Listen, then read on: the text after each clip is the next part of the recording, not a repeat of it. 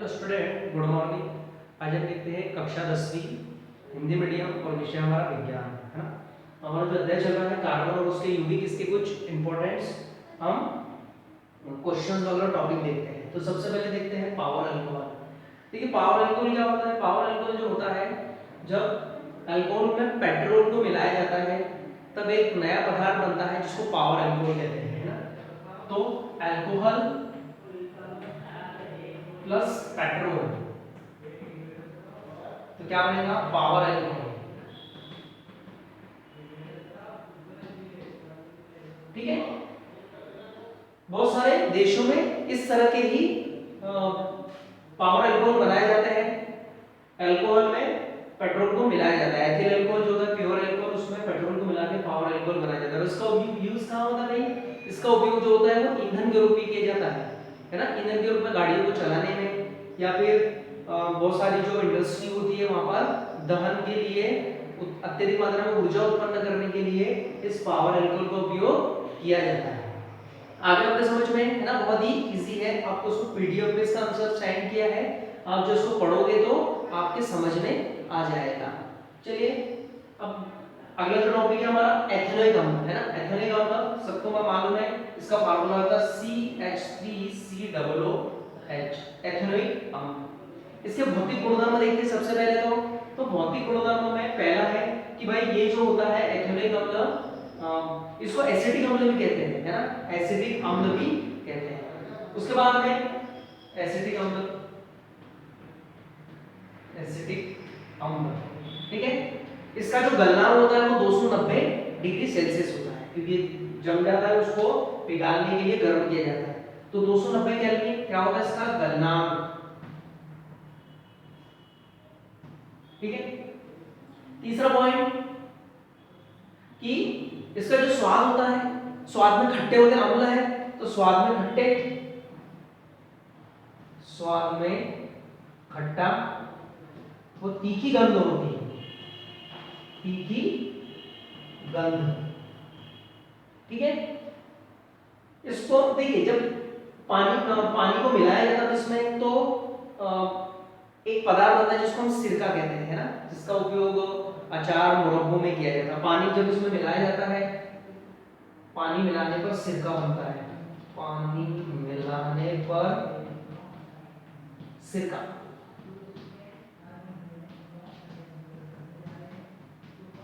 ठीक है, तो ये इसके बहुत सारे भौतिक गुण हो गए, आपको पीडीएफ पे सेंड किया हमने।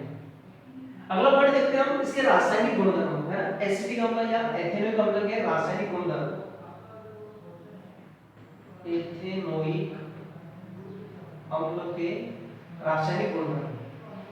सबसे पहला गुणधर्म काफी इंपॉर्टेंट है, वो है एस्टीकरण। एक अभिक्रिया है एस्टीकरण अभिक्रिया। ठीक है, इस अभिक्रिया में क्या होता है कि जो एसिटिक अम्ल होता है या एथेनोइक अम्ल अल्कोहल से क्रिया करता है, अल्कोहल से क्रिया करता है और बनाता है एस्टर। क्या बनाता है, एस्टर। ये होता है CH3COO सिंगल बॉन्ड हो, CH2CH3 प्लस पानी का एक अणु मुक्त कर देता है। तो ये पूरी प्रक्रिया जो होती है वो एस्टीकरण कहलाती है। बनता है इसमें एस्टर और ये पूरी प्रक्रिया जो होती है वो कहलाती है एस्टीकरण। आगे के हम इसके और केमिकल पॉइंट देखते हैं इसके।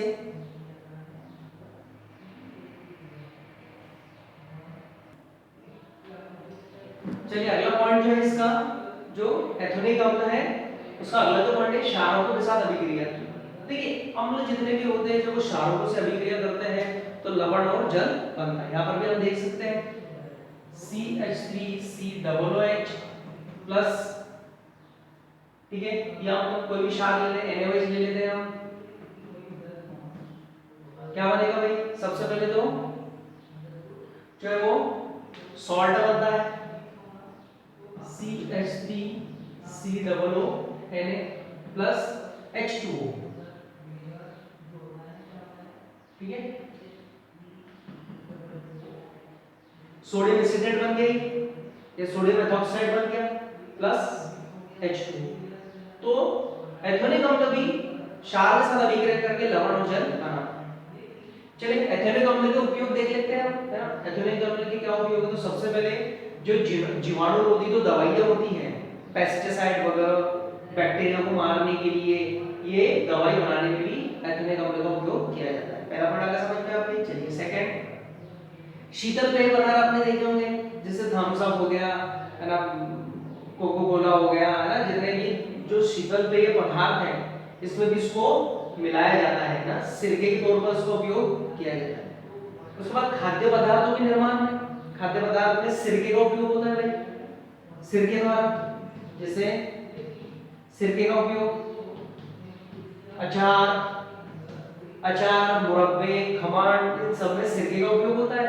तो सिरके में क्या होता है भाई, सिरके में जो होता है वो एथेनिक अम्ल होता है, पानी और एथेनिक अम्ल का जो मिक्सचर होता है, मिश्रण होता है, वो सिरका होता है। उसके बाद रबर और कागज जो उद्योग होता है, कागज बनाने में, रबर बनाने में भी इसका उपयोग होता है उद्योगों में।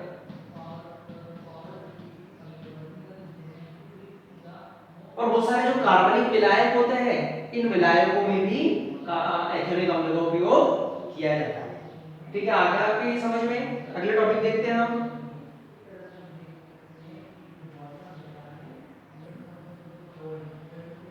चलिए अगला क्वेश्चन है हमारा साबुन, है ना। साबुन क्या है, तो सबसे पहले जो साबुन होता है वो उच्च वसीय अम्ल जो होते हैं, उच्च वसीय मतलब लंबी श्रृंखला वाले, उच्च वसीय अम्लों के सोडियम और पोटेशियम लवणों से मिलकर बनता है, ये उसको कहते हैं अपन साबुन। तो साबुन क्या है, साबुन जो होता है वो उच्च वसीय अम्लों के सोडियम और पोटेशियम लवणों से मिलकर बना होता है। इसकी संरचना देख सकते हैं हम साबुन की। इस साबुन जो होता है वो दो भागों से मिलकर बना होता है।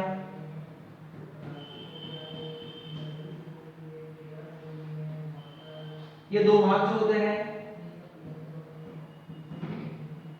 एक लंबी श्रृंखला हाइड्रोकार्बन वाला लंबी श्रृंखला वाला भाग होता है, और एक होता है आयनिक भाग, छोटा भाग। ये वाला जो भाग होता है ये बड़ा होता है और ये छोटा होता है। ये जल विरागी होता है, जल विरागी, जल विरागी, और ये होता है जलरागी।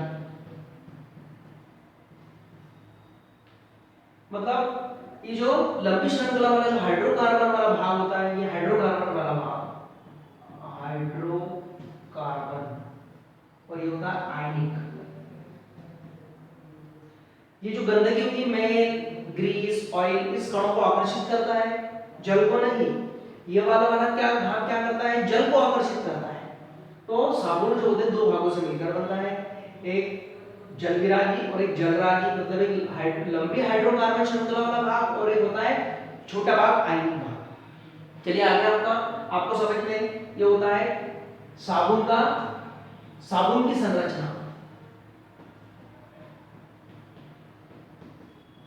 ये आपको जो है वो पीडीएफ में दी है। चलिए अगला टॉपिक हमारा मिसेल। देखिए मिसेल क्या होता है, सबसे पहले मैं आपको बता दूं कि जब जो साबुन होता है जब वो जल के ऊपर होता है, तो जल के ऊपर होता है तब क्या होता है, इसका जो साबुन का जो आयनिक भाग होता है वो अंदर की ओर होता है। उस साबुन के जैसे बूंद है तेल, इसके तेल की बूंद हम ये कह सकते हैं हम, है ना, इसमें बहुत सारी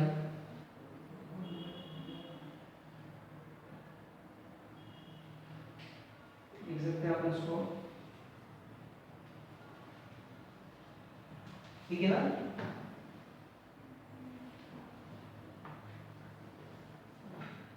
एक बूंद है। अब जल का भाग क्या हो गया, जो आयनिक भाग है ये आयनिक भाग अंदर की ओर होगा, और जो कार्बन श्रृंखला वाला जो लंबी कार्बन श्रृंखला वाला भाग होगा वो बाहर की ओर होगा। ठीक है, तब क्या करता है, ये गंदगी और जो गंदगी को होता है वो अंदर की ओर वो एकत्रित कर लेता है, ये गंदगी को क्या कर लेता है अंदर की ओर एकत्रित कर लेता है। तो ये जो संरचना होती है इसको कहते हैं मिसेल। एक बार फिर से देख लेते हैं इसको कि जब जो साबुन होता है जब जल की सतह पर होता है तो आयनिक भाग जो होता है वो अंदर की ओर होता है, बूंद के अंदर की ओर होता है, और हाइड्रोकार्बन वाला जो भाग होता है वो बाहर की ओर होता है। और ऐसी स्थिति में ये गंदगी को या तेल जो होता है तेल को वो अपनी अंदर की ओर, केंद्र की ओर वो एकत्रित कर लेता है, जमा करता है। ये पूरी संरचना होती है, इसको कहते हैं हम मिसेल। क्या कहते हैं इसको? मिसेल। ये आपको पीडीएफ पे थोड़ा सेंड किया, जब आप इसको पढ़ोगे तो आपके समझ में आएगा। बस आपको एक बात याद रखना है कि जो साबुन होता है दो भागों से मिलकर बना होता है। एक लंबी श्रृंखला वाला भाग, जिसको हाइड्रोकार्बन की लंबी श्रृंखला वाला भाग कहते हैं, ये होता है जलविरागी भाग। और एक आयनिक भाग होता है, छोटा भाग होता है, जिसको हम कहते हैं जलरागी वाला भाग। ये गंदगी को आकर्षित करता है और ये पानी को आकर्षित करता है। बस ये आपको ये याद रखना है, तो मिसेल आपका ऑटोमेटिक समझ में आ जाएगा। ठीक है, ये हो गया हमारे आज के टॉपिक। अगले टॉपिक आपको अगले वीडियो में सेंड किए जाएंगे। Thank you for watching.